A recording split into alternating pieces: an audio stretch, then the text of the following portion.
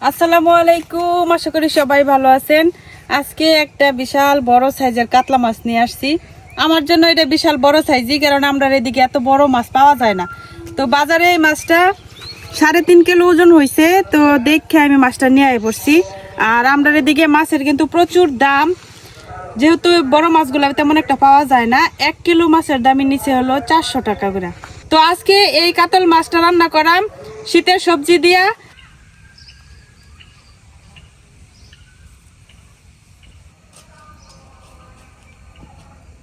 পুকুরে আগে এরকম বড় বড় কাতলা মাছ হইতো, তো 2 বছর ধরে আমরা পুকুরে কোনো মাছ ছাড়ি না, কারণ পুকুর ডুবে যায় ডলে। এই বছর পুকুর আবার নতুন করে খুদায়া পার বান্ধায়া তারপরে হলো কাতলা মাছ ছাড়বাম। তো আমরা পুকুরে অনেক ঘাস হয়, যার কারণে মাছ খুব তাড়াতাড়ি বড় হয়। আর এই মাছটার সাইজটা দেখেন কি সুন্দর, মানে মাছটা দেখা মাত্রই মাছটা নিয়ে আইছি। অনেক পছন্দ হয়েছে আমার, যদিও মাছটা নিয়ে কারাকারি লেগে গেছে, মানে অনেকেই দাঁড়ায় রয়েছে নেওয়ার লেগে। পরে আমারে 400 টাকা বলছে, আমি 400 টাকা দিয়ে নিয়ে আইছি, মানে কেজি হিসাবে। তো পরে আমারই দিল। মাছটা কাটার লাগিয়া এখন যাই কলা পাতা কাটতে আনি। আমার ঘরের পিছে এখন কলা পাতা আছে, তো ভালো দেখে পাতা কাটতে আনা লাগবো।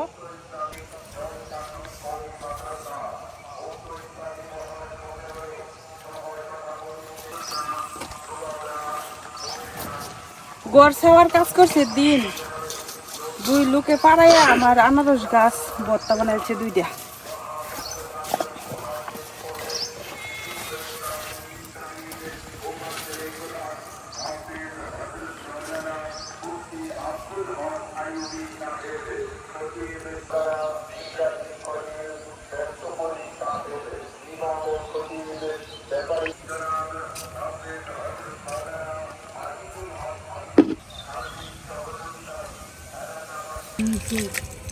এটা আছে চাউলটা বেরিয়ে গেছে।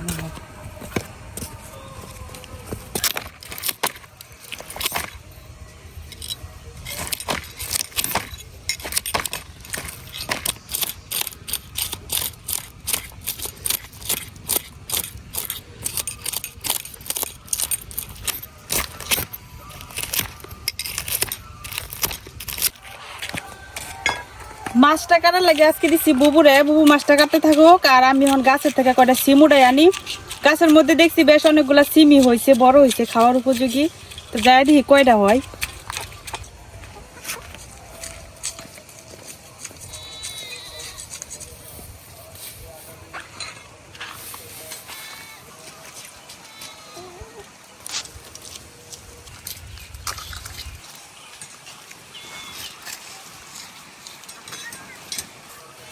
এই যে এইখানে কয়েকটা সিম বড় হয়েছে।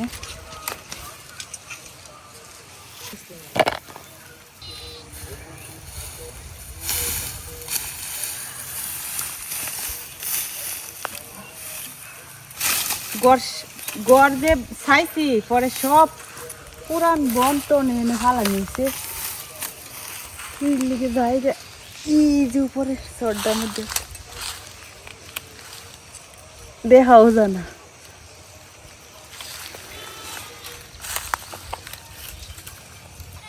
কই দিচ্ছিলাম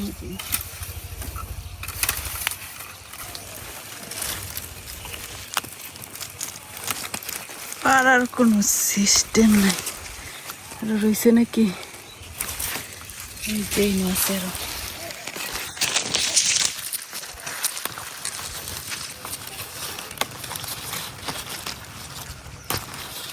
এই যে কয়টা হয়েছে, আরো আছে, খুঁজলে আরো পাওয়া যাবে।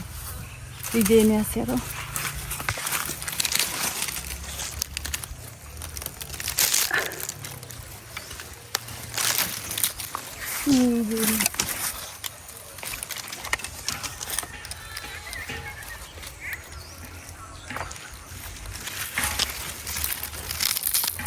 আর কয়েকদিন গেলে সবগুলা খাওয়ার উপযোগী হয়েছে।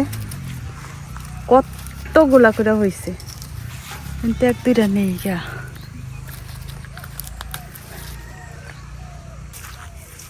আছে নাকি?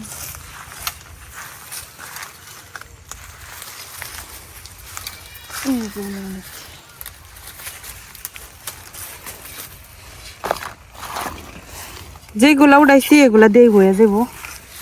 তারপরে খুঁজলে মনে হয় বড় বড় আর এক দুইটা পাওয়া যাইতে পারে।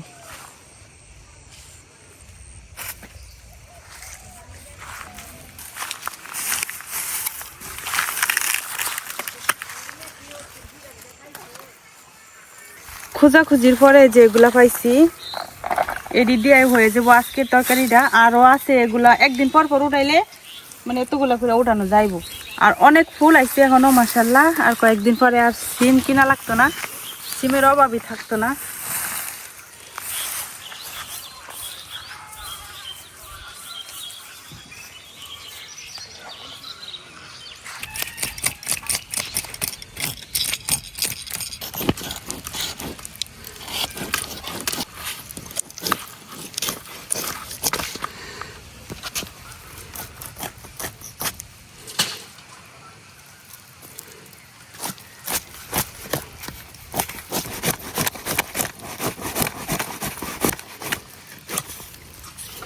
অনেক তেল হয়েছে, সবটি তেল।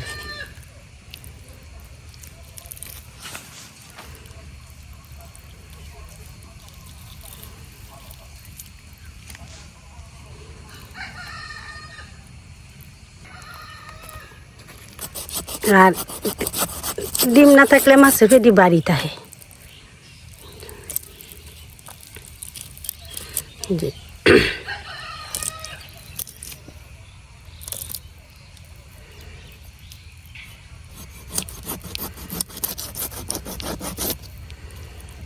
কতটুক বাড়ি।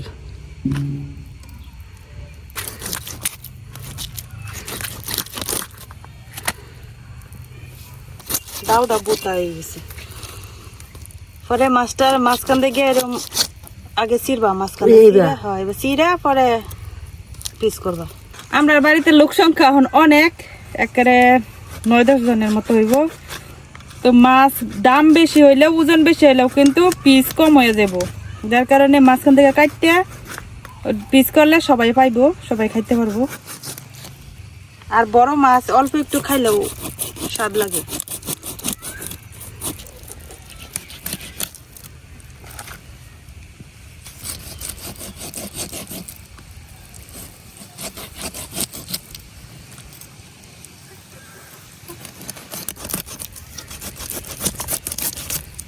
অর্ধেকটা করে হইলো মাছের পিসটা কতটুক বড় হয়েছে।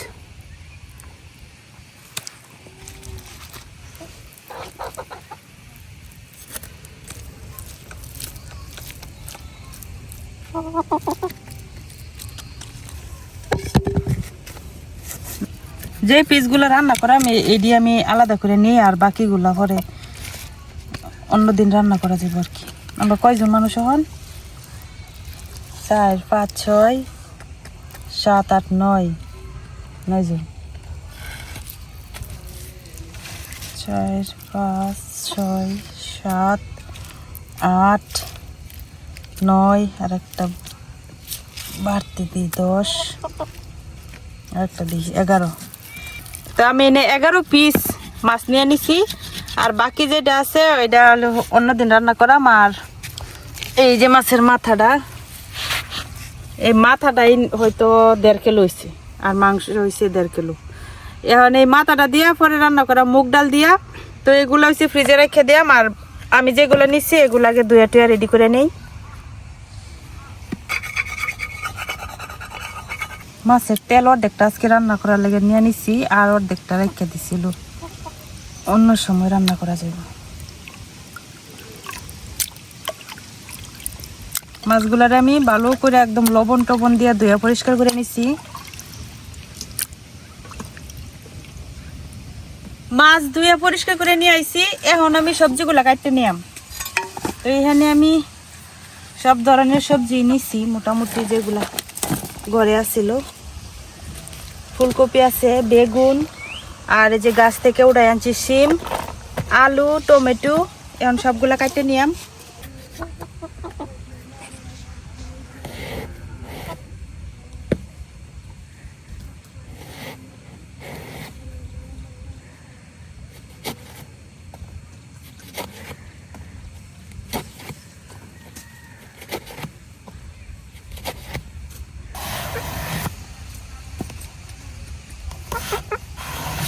বেগুনগুলা একদম ফ্রেশ।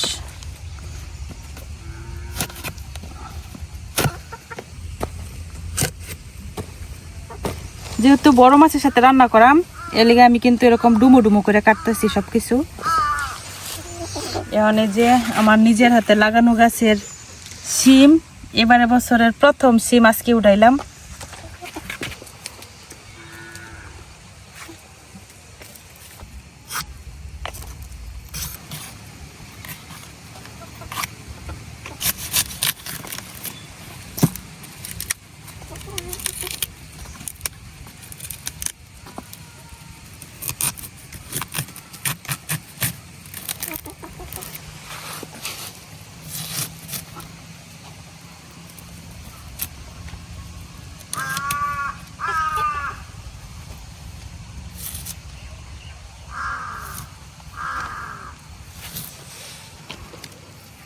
ও বাবা, কাকায় পড়ছে না, অনেক দিন পরে কাক দেখলাম।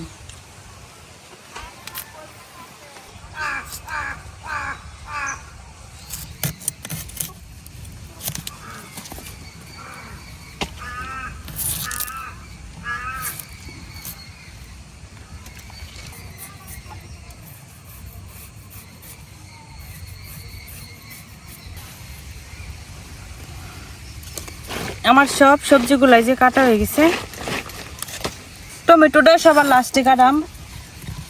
এখন সবকিছু একসাথে ভালো করে ধুয়ে নিয়াম। এখন চুলাটা ধরাই নেই, প্রথমে মাছগুলারে ভাজে নিয়াম। আমি যখন বারান্দার ওই চুলার মধ্যে রান্না করতাম, ওই সময় অল্প একটু লাকড়ি হইলেই রান্না শেষ হয়ে যেত। আর এই চুলার মধ্যে যেই পরিমাণে লাকড়ি লাগে, যে এতগুলা লাকড়ি নিয়ে বসছি, একটু পরে আবার এই লাকড়িগুলো শেষ হয়ে যাবো, রান্নার মাঝখানে গিয়ে আবার লাকড়ি আনা লাগবে।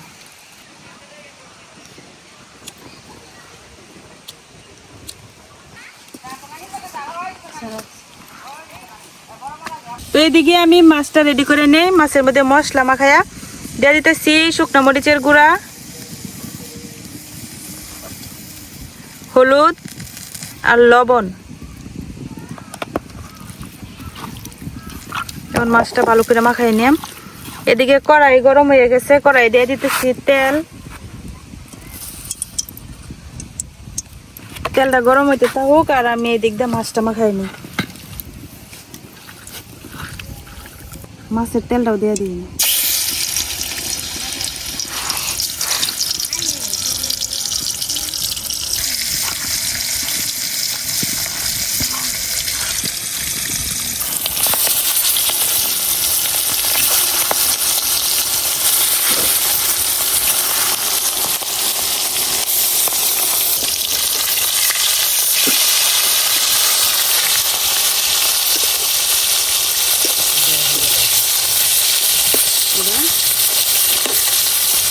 উল্টা ভাতে বোঝা যায় না।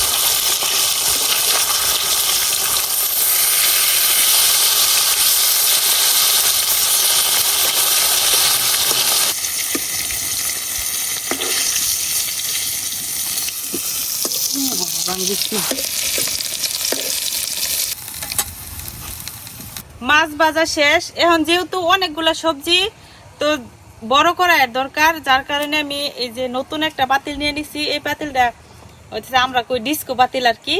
তখন এই পাতিলের মধ্যেই কড়াইয়ে যে তেলটা আছে, তেলটা ঢাইলা দিয়ে দেন।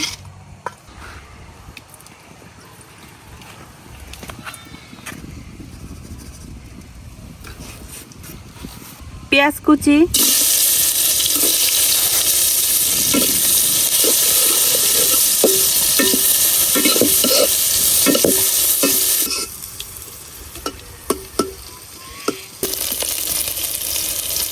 পেঁয়াজ পেঁয়াজটা হালকা লাল হয়ে গেছে, এখন আমি দিয়ে দিতেছি বাকি মশলাগুলা।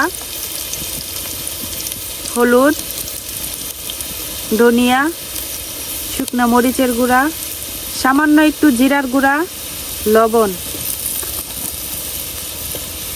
অল্প একটু পানি দিয়ে দিতেছি।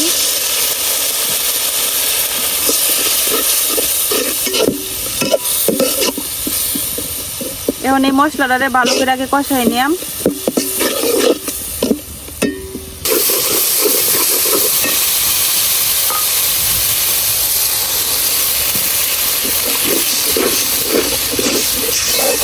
মশলাটা কষানো হয়ে গেছে, এখন কাঁচা রাখা সবজিগুলা দিয়ে দিতেছি।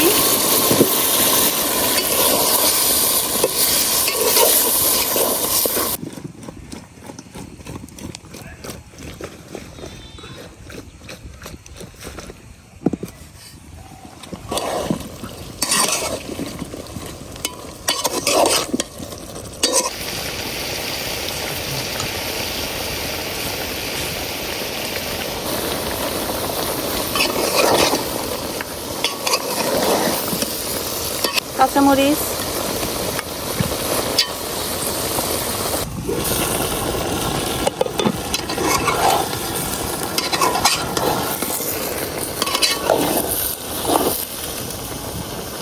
পানি,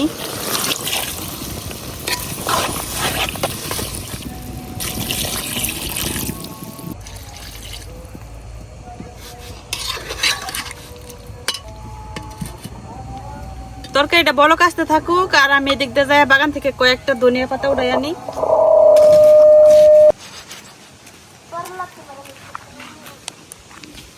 এই ফুল গাছটা আনতে উঠাই আনি, লাগবে, এটাও স্বাস্থ্য নষ্ট হয়ে গেছে গাছের। একটা বেডের মধ্যে লাগাইতে পারলে কাজ নেই।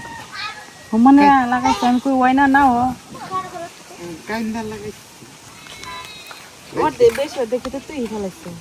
এই দেখ এই সরিষা দেখি মোটা মোটা, এটা পুষ্টি খাইছে বেশ। এই কয়টা দুনিয়া পাতা উড়াই লয়ে যাই, এখন যায় দুনিয়া গাছটি বড় হইতেছে। এই যে গাছের গাছ ছাড়টা আছে লাল লাল ডুগা ছাড়টা আছে। হ্যাঁ লেগে একটু গুড়ি খেয়ে তুলিস। লাকুর লাগে প্রথমে একটা দেখছিলাম, আমার ভালো হয়েছে। এত সুন্দর গন্ধ, যে সময় আমি ধনিয়া পাতা গুলো উড়াইতে আই দেন ধনিয়া পাতার স্বাস্থ্য আর কালারটা।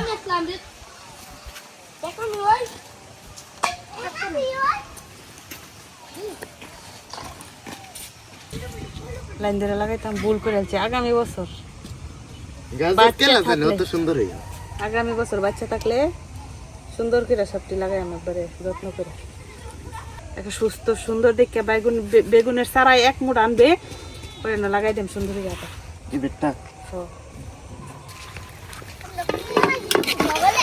তরকারিতে বলক এসে গেছে, আর সব গুলা কিন্তু সবজি খুব সুন্দর করে সেদ্ধ হয়ে গেছে। এখন আমি বাইজা রাখা মাছটা দিয়ে দেম।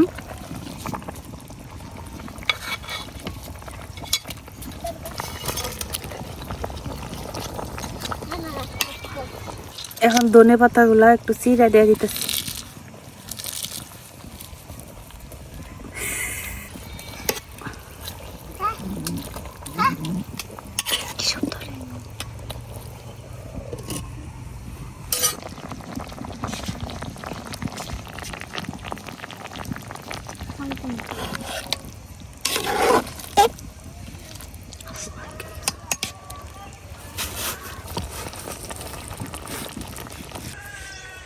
আমার তরকারি কিন্তু একদম রেডি।